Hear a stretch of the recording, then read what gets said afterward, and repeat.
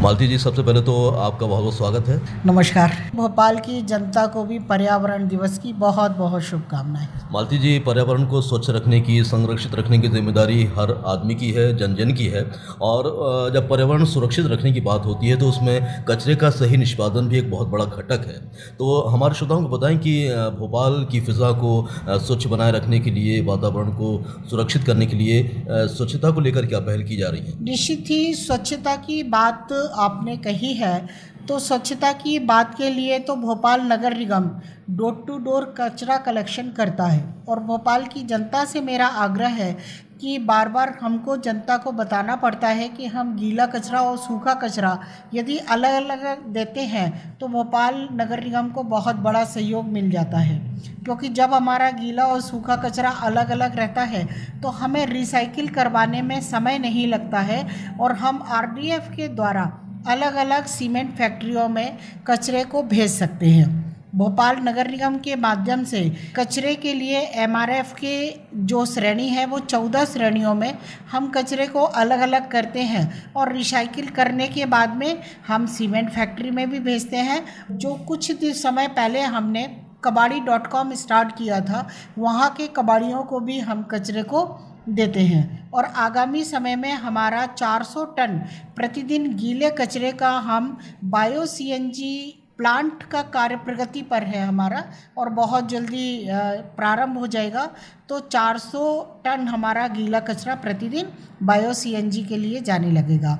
और उसके साथ साथ 400 टन सूखे कचरे का भी हमारा डोरीफाइंड चारकोल बनाए जा रहे हैं, जिसमें हम एनटीपीसी के साथ काम प्रगति पर है, हमारा काम चल रहा है उस पर। बनारस के बाद दूसरा शहर भोपाल होगा जिसमें एनटीपीसी यह प्लांट लगाने का काम चल रहा है। भोपाल की जनता से मेरा आग्रह है कि निश्चित ही भोपाल नगर निगम तो स्वच्छता में आगे बढ़ने के लिए हर प्रयास कर रहा है, लेकिन जनता भी यदि सहयोग करेगी तो भोपाल बहुत जल्दी स्वच्छता में आगे बढ़ सकेगा। और चूँकि पर्यावरण दिवस 5 जून को है तो मेरा भोपाल की जनता से आग्रह है कि आप अपने घरों में, आप अपने पास में जो पार्क है, आपको जहाँ सुविधा लगती है वहाँ पर यदि एक पौधा भी व्यक्ति लगाकर और उस पौधे को गोद लेगा तो निश्चित ही भोपाल हरा भरा भोपाल कहलाएगा। नगर निगम के माध्यम से हमने 2 स्थान तय किए हैं। कलियासौत डैम के पास में तालाब किनारे भोपाल नगर निगम के माध्यम से हम प्रयास कर रहे हैं कि उस दिन हम 1000 पौधारोपण कर सके। कोलार में भी एक नया एरिया है, उसको हम डेवलप करके और वहाँ पर भी पौधारोपण करने का हम प्रयास कर रहे हैं नगर निगम के माध्यम से कि वहाँ पर भी हम एक जंगल रिसोर्ट बना सके।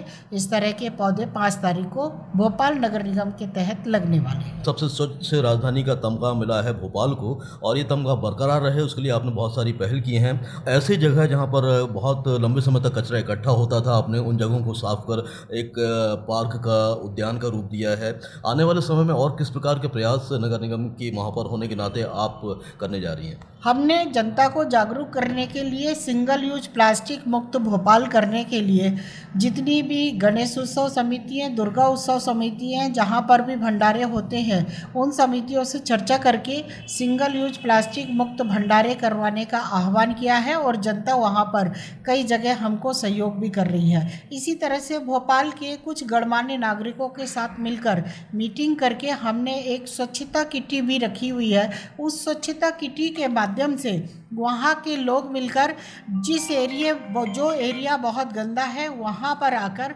सफाई करते हैं और साफ करने के बाद में और उसको एक नया रूप देते हैं। जैसा कि अभी हाल ही में 10 नंबर पर हुआ, 10 नंबर का बड़ा एरिया था, वहाँ पर बहुत गंदगी थी, जहाँ लोग खड़े नहीं हो सकते थे। वहाँ स्वच्छता किटी ने मिलकर और पूरे दशा को ही बदल दिया है। और इसी तरह से ज्योति टाकीज के पास में एक ब्रिज है, ब्रिज के पास में दुकानें थी, वहाँ का भी बहुत गंदा एरिया था। लोग वहाँ पान थूक कर जाते थे, कोई खड़ा नहीं हो पाता था। स्वच्छता किटी के माध्यम से हमने उस एरिया को भी क्लीन करवाया और वहाँ के दुकानदारों के सहयोग से और उसको भी हमने ब्यूटीफाई किया है।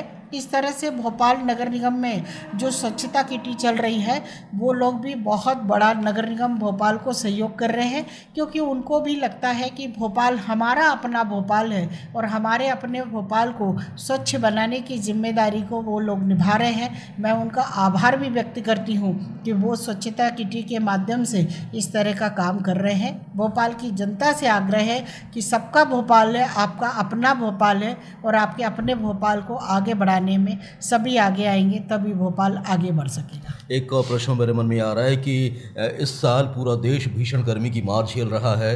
चौक चौराहों पर हम देख रहे हैं कि व्यक्ति को खड़े होने के लिए छाया उपलब्ध नहीं हो रही है।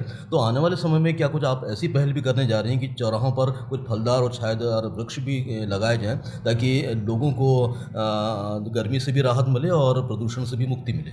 निश्चित ही अभी इस साल में जो गर्मी लोग सहन कर रहे हैं, और लगभग 4 दिन पहले से भोपाल नगर निगम ने जहाँ पर रेड लाइट लगी हुई है वहाँ पर टेंट भी लगाए हैं। और टेंट इसलिए लगाए हैं कि हमारे जो 2 व्हीलर वाले बंधु आते हैं वो छाँव में खड़े हो सके, और जगह जगह वो हमारा जो टैंकर है उस टैंकर से कई जगह जहाँ लोग ज़्यादा संख्या में खड़े होते हैं वहाँ पर पानी का छिड़काव भी किया जा रहा है, ताकि जनता को कहीं ना कहीं ठंडक मिल सके।